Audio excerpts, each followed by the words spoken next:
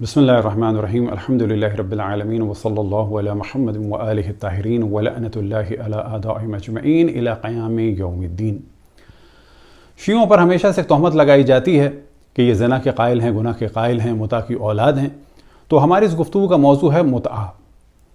ایک T V channel سے علامہ امین شہیدی کے خداوند تبارک و تعالیٰ ان کی توفیقات میں اضافہ فرمائے اور بڑا اچھا انہوں نے علمی دفاع کیا،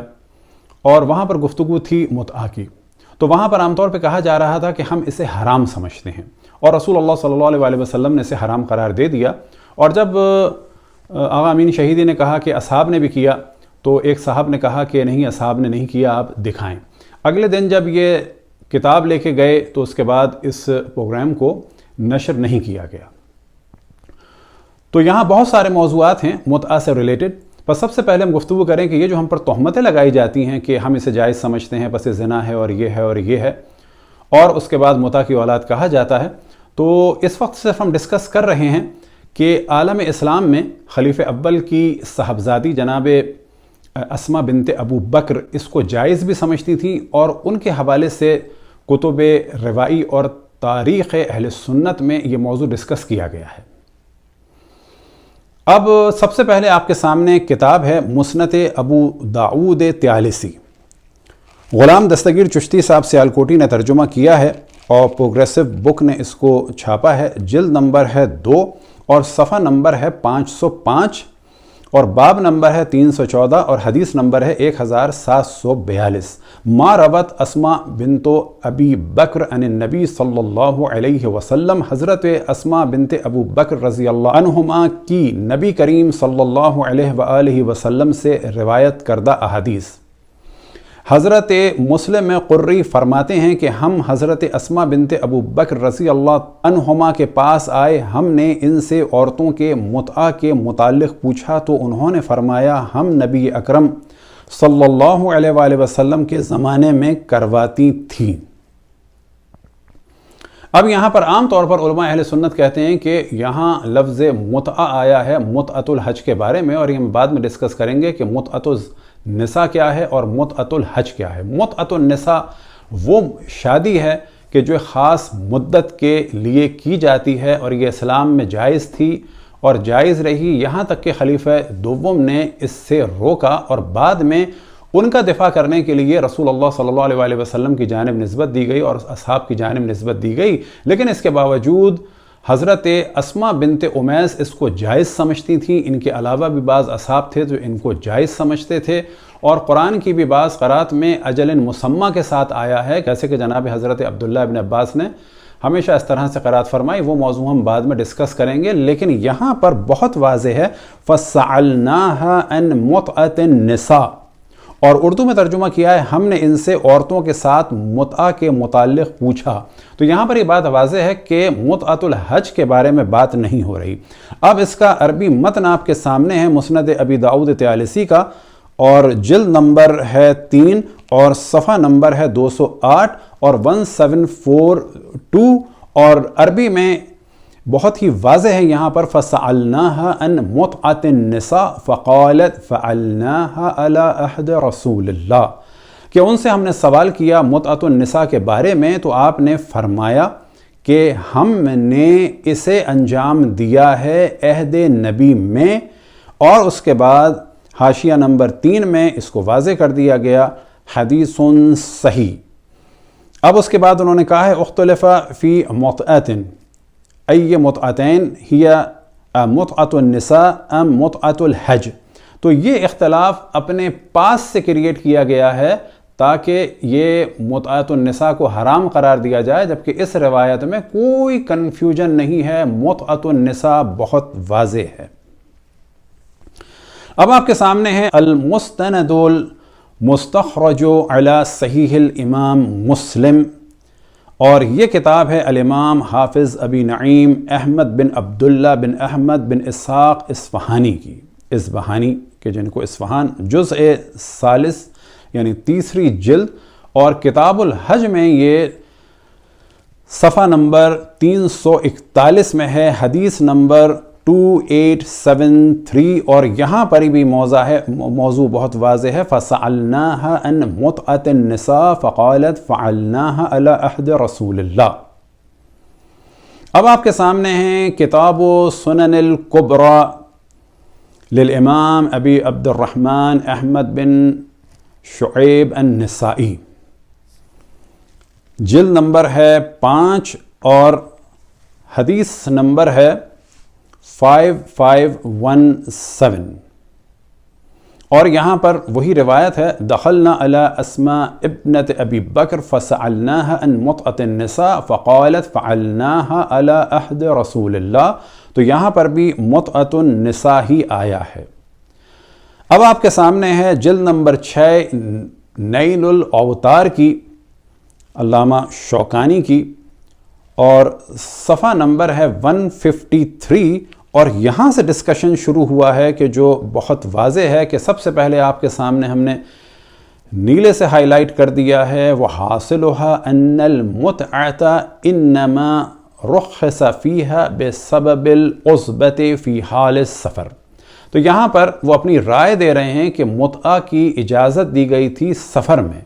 تاکہ انسان کوارا نہ رہے. اب یہاں پر جو اصل موضوع ہے اس کو پہلے ڈسکس کر دیتے ہیں اور وہ گرین سے ہائی لائٹ ہم نے کر دیا ہے. وَقَدْ ثَبَتَ عَلَى تَحْلِيلِهَا بَعْدَ رَسُولِ اللَّهِ صلی اللہ علیہ وآلہ وسلم جماعت من السلف منہم من الصحابہ اسماء بنت ابی بکر جابر ابن عبداللہ الانصاری وابن مسعود وابن عباس. یعنی عبداللہ ابن جابر ابن عبداللہ الانصاری، عبداللہ ابن مسعود، عبداللہ ابن عباس، معاویہ بن عمر بن حریث، ابو سعید و سلمہ جو دونوں فرزند تھے امیہ بن خلف کے. ورواہ جابر عن الصحابہ مدت رسول اللہ صلی اللہ علیہ وسلم کہ جابر فرماتے ہیں کہ تمام عمر رسول اللہ صلی اللہ علیہ وسلم میں یہ جائز رہا. وہ مدت ابی بکر اور جناب ابو بکر کے زمانے میں بھی جائز رہا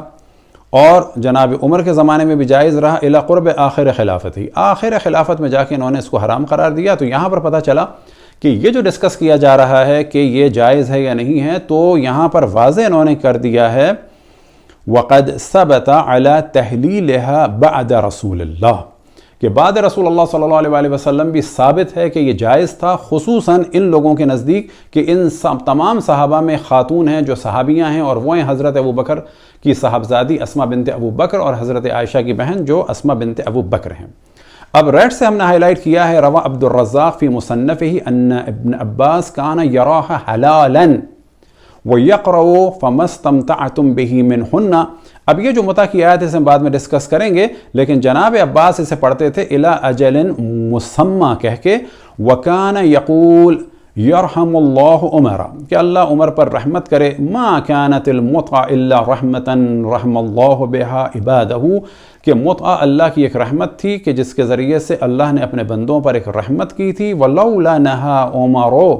لما احتیج الی الزنا ابدا اگر عمر اسے حرام نہ قرار دیتے، نہ منع کرتے تو لوگ زنا کبھی بھی نہ کرتے. اب آپ کے سامنے المحلہ ابن حزم کی اور جلد نمبر ہے 9 اور یہاں پر یہ مسئلہ انہوں نے دوبارہ ڈسکس کیا اور وہ اپنی رائے دیتے ہیں ولا یجوز نکاح المتع وهو النکاح الی اجل اور یہ متع ایک نکاح ہوتا ہے. بس پہلی بات یاد رکھیں کہ متع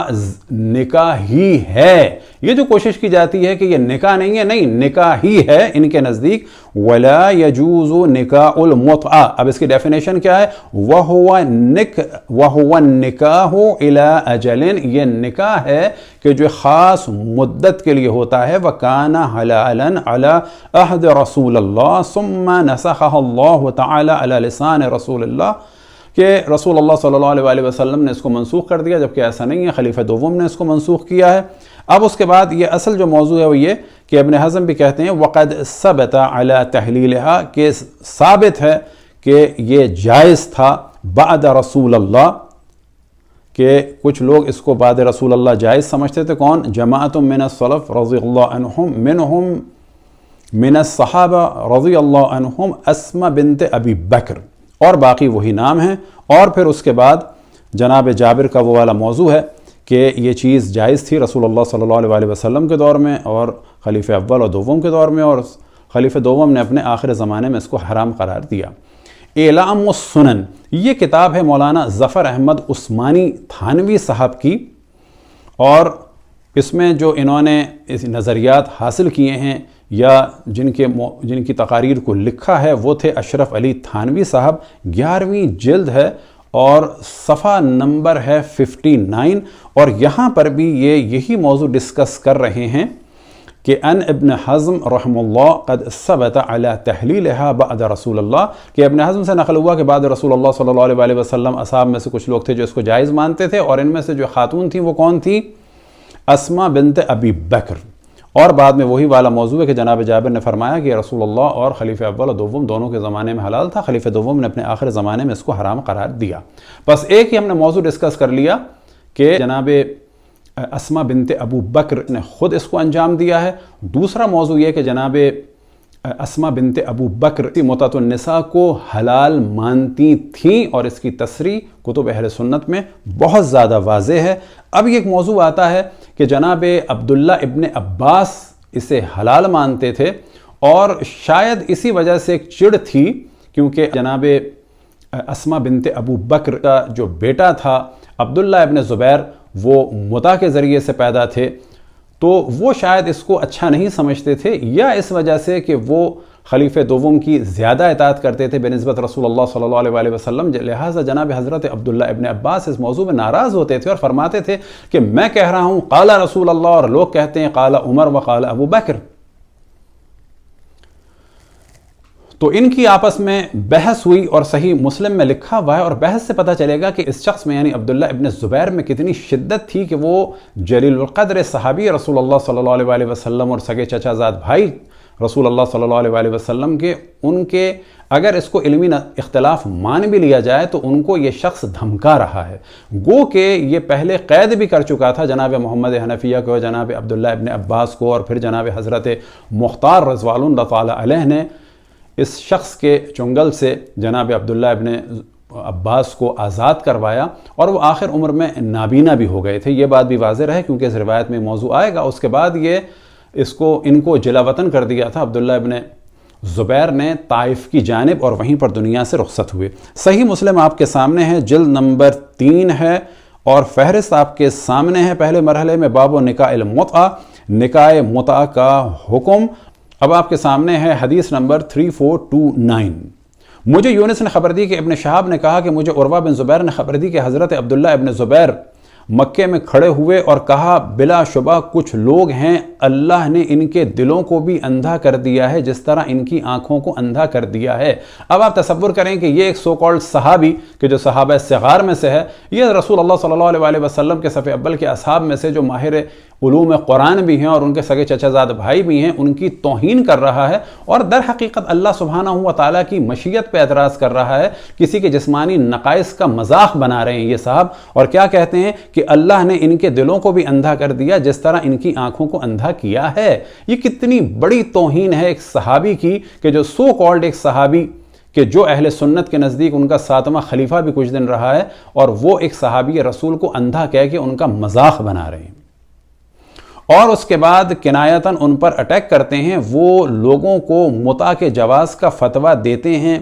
وہ ایک آدمی، اب وہ کون ہے؟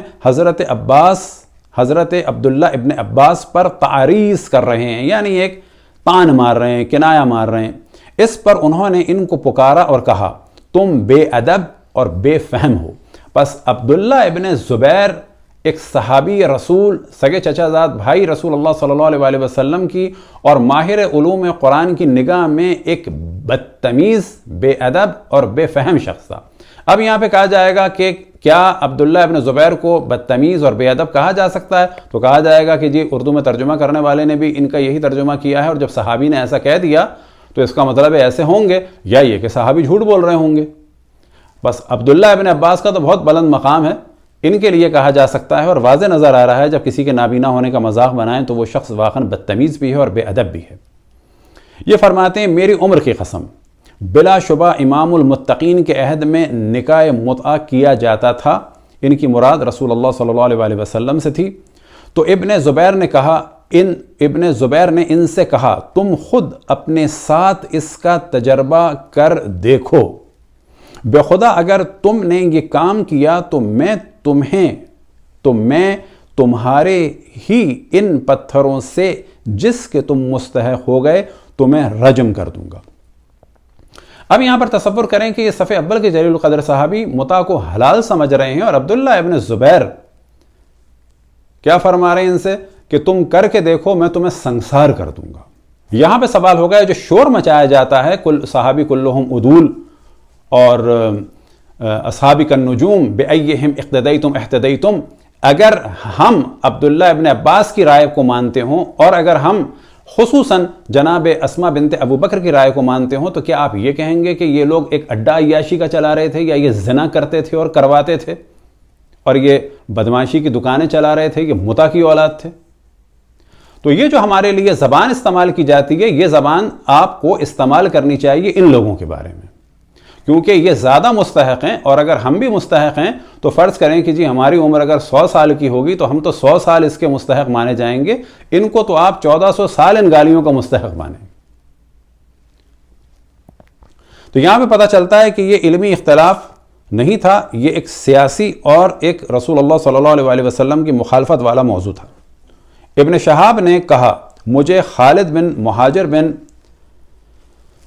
سیف اللہ نے خبر دی کہ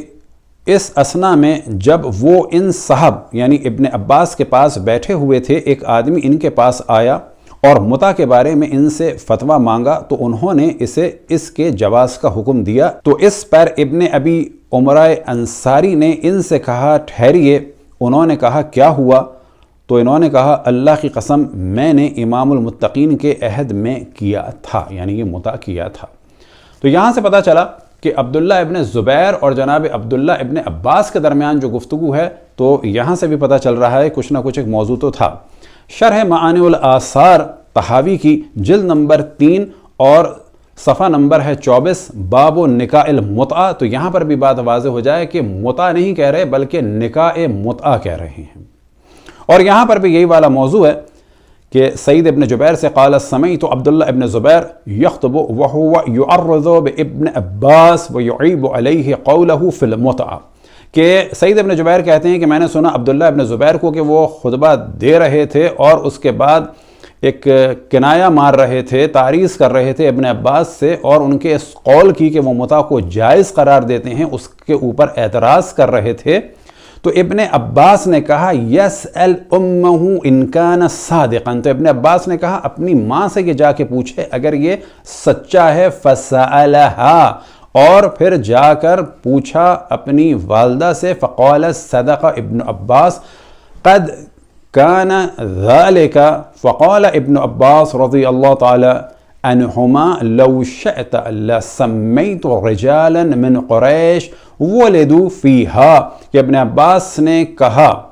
کہ جب ان کی والدہ نے اسماء نے کہا کہ ہاں ابن عباس سچ کہہ رہے ہیں، تو ابن عباس نے اس پر کہا کہ اگر عبداللہ ابن زبیر چاہتا ہے تو میں نام بتاؤں مردوں کے قریش میں سے کہ جو پیدا ہوئے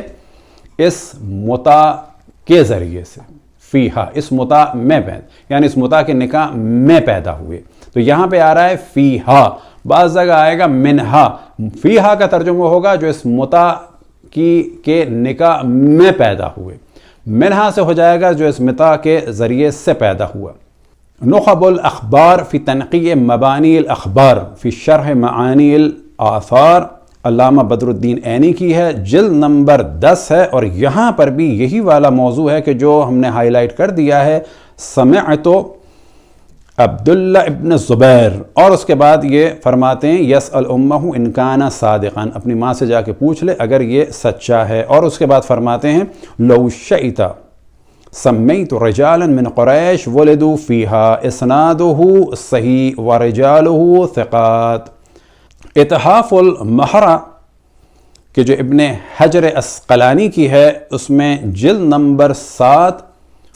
تو یہاں پر بھی پورا یہی موضوع ہے، حدیث نمبر ہے 7483 میں پورا یہی موضوع ہے کہ آخر میں کہا لو شئت لسمیت رجالا من قریش ولدوا منہا، کہ جو اس کے ذریعے سے قریش کے مرد پیدا ہوئے ہیں، اگر یہ چاہتا ہے تو میں ان کے نام لوں۔